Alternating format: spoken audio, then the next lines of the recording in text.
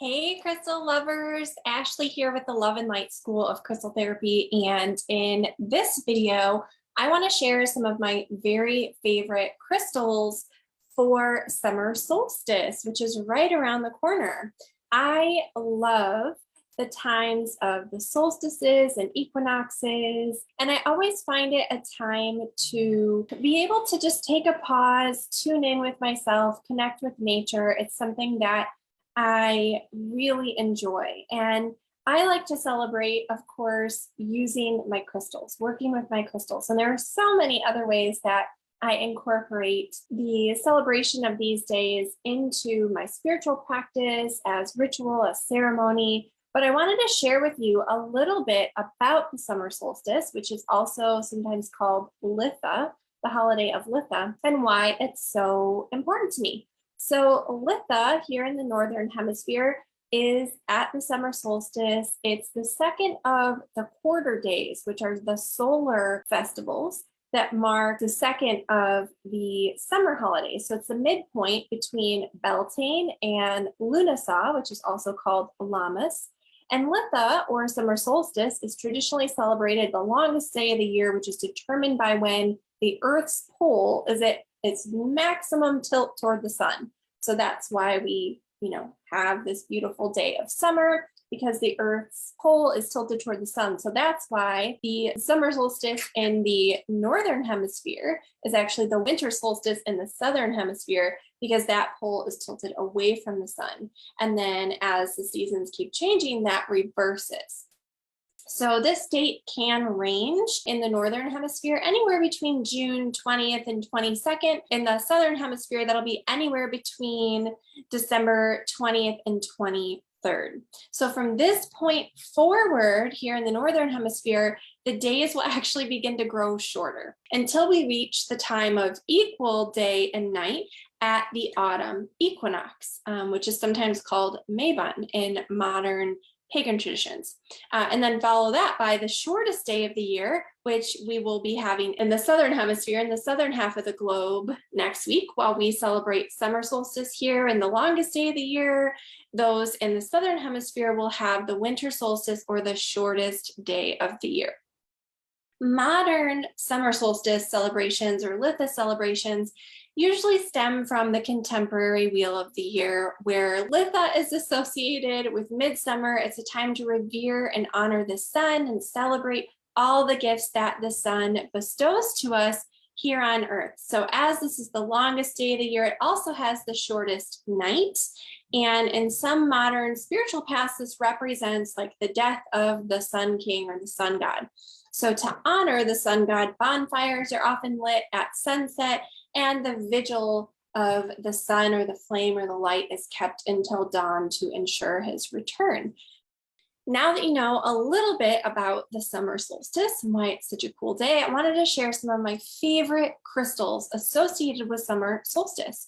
So citrine is a great crystal to get started with.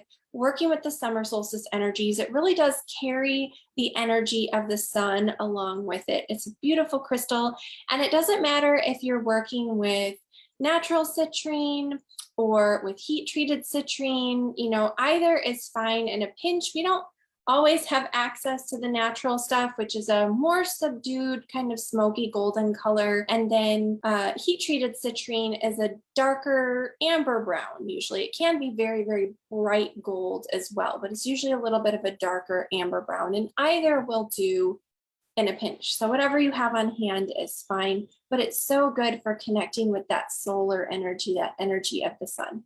You can also work with pyrite. I love pyrite for connecting with solar energy. It has that beautiful golden color to it, and I just love this crystal. This is one of my favorite little clusters of pyrite from Peru. You can see just how sparkly and golden and amazing it is. There are even special concretion forms of pyrite that are called pyrite suns, because they form in these kind of radial discs. And so they look like a beautiful sun shape. So if you're lucky enough to have one of those, that is the perfect crystal to work with at this time. And pyrite's so great for self-confidence and inner strength and willpower. all energies that correspond to the sun as well. You can also, of course, work with Sunstone. Sunstone is a great crystal to work with this time of year, that beautiful, vibrant orange energy. I just love Sunstone, especially a really high quality Sunstone that is glittery, full of little rainbows, perfect for brightening up the energy at summer solstice. You can also work with Ethiopian opal. I love the really precious white willow opals that kind of dance with their own inner fire and rainbows. Those are great for this time of year. Or golden calcite. So this is a piece that was given to me by my grandfather. And you can see here how gorgeous this stone is. And sometimes you can get these little double terminated golden calcite points, and those are sometimes called stellar beam calcite because they look like these radiant beams of light. So golden calcite, whether you have tumbled or a crystallized terminated point like this one, would be a great thing to work with. Keep it on your person, place it on your altar, place it out in the sun to charge it with the beautiful energy of summer solstice. There are so many ways to incorporate and work with these crystals in your practice. You can also work with peridot, that beautiful chartreuse green crystal. It's great for livening things up, tuning into nature, which is great at the height of summer when everything is growing and blooming and just kind of recharges and rejuvenates you. There's also carnelian.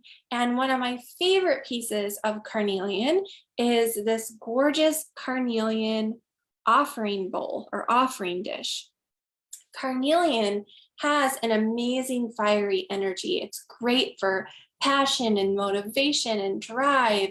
And it's great if you want to take on a new project or something creative and fun to celebrate the summer solstice. So if you have a little art project, you want to do some gardening, you need a little boost of energy, let carnelian be your companion. There's also green nephrite jade. I love jade because it connects to things that are growing. So it's a great way to connect with nature and again all those beautiful plants that are growing so lusciously this time of year, but also kind of mirrors our own journey in our personal growth. So a great companion if that is your focus at this point in time. There's also Heliodor, which is named for Helios, the sun god. It is the yellow variety of beryl, which is like the cousin. Heliodor is a cousin to aquamarine. So they're both varieties of beryl. Aquamarine is the blue variety, but Heliodor is the golden or yellow variety. So if you're lucky enough to have a piece of that, that would also make a great thing to incorporate into your altar. You can also work with amber, and this is one of my favorites. I have a little jar of amber here. The reason the amber is so great is that it was thought by ancient people that amber was actually fossilized sunlight, crystallized sunlight. And this is Baltic amber, and these are little chips. And you can kind of see why people would think that it almost carries that beautiful golden light of the sun and it captures the sun. It's just gorgeous. I love this stone. You might also be interested in working with golden healer quartz. If you have some personal healing to do, you have some energies that you'd like to rebalance, this is a beautiful stone to work with. And it's basically just a quartz, usually from Arkansas, that hasn't been washed. So it has all of its beautiful iron oxide coating on it. And you can see this one has kind of a natural iridescence because that iron oxide coating creates almost like a natural aura on the surface of the crystal. So golden healer quartz would also be great to work with at this time of year, along with another one of my favorites, emerald. And here I have a little dark green emerald tower. And I get asked a lot, if you have to work with like a gem quality crystal, what if you have a crystal that's like this? It's not the same as emerald that you would see in jewelry, right? It's not clear. It has a lot of inclusion in it, but you know what?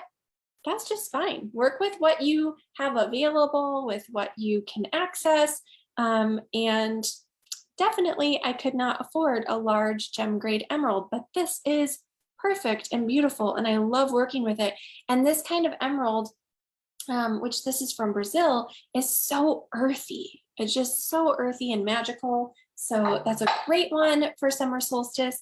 There's also rose quartz. Rose quartz is not one that we would generally think of, but rose quartz is about taking a moment to pause and celebrate exactly where you're at right now and being thankful that you're here, being thankful for the things that are going right in your life, even when things feel difficult and challenging, and acknowledging that even along with all those challenges and obstacles, there are still things within yourself to find gratitude in, and that's really beautiful.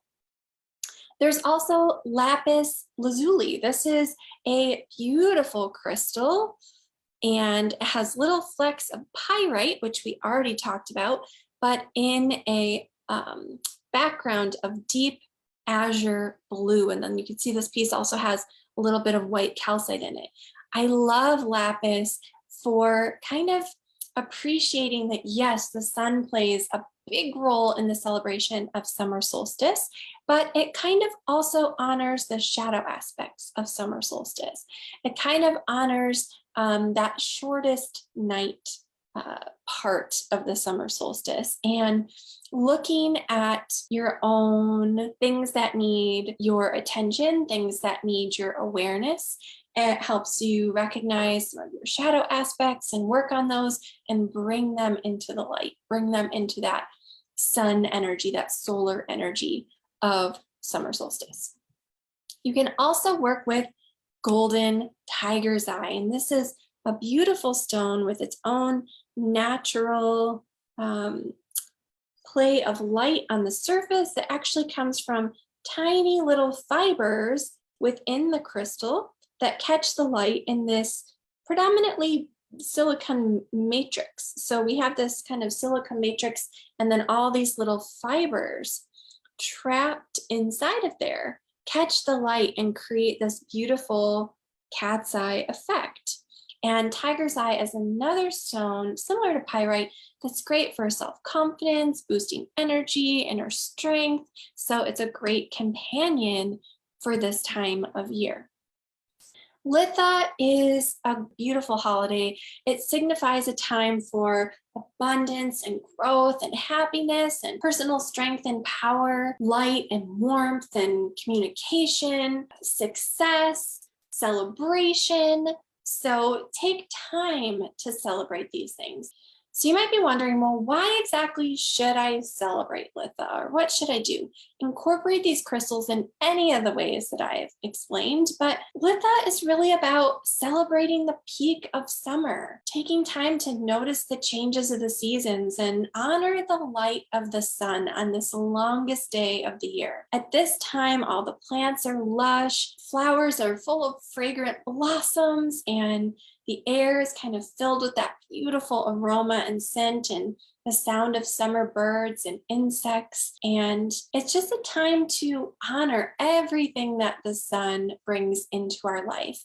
Without the sun, there would be no life on this earth. So it's a time of great celebration and appreciation for the land. The summer solstice has long held significance in many cultures across the globe. It's still celebrated through ritual work and festivals, and it's just a time for taking that sacred pause and recognizing what's going on around you. So if you're looking for some other ways to celebrate Litha, other than working with your crystals, here are a few of my favorites. You can create a bouquet of summer flowers. You can prepare a salad with some amazing seasonal fruits and vegetables.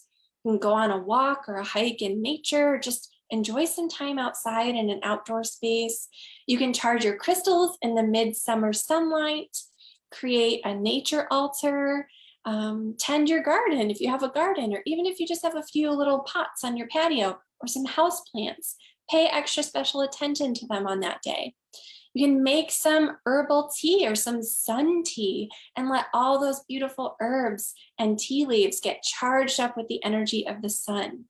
Or you can enjoy some amazing honey or honeycomb as a special treat, or even light a bonfire at sunset and kind of hold that light or that flame.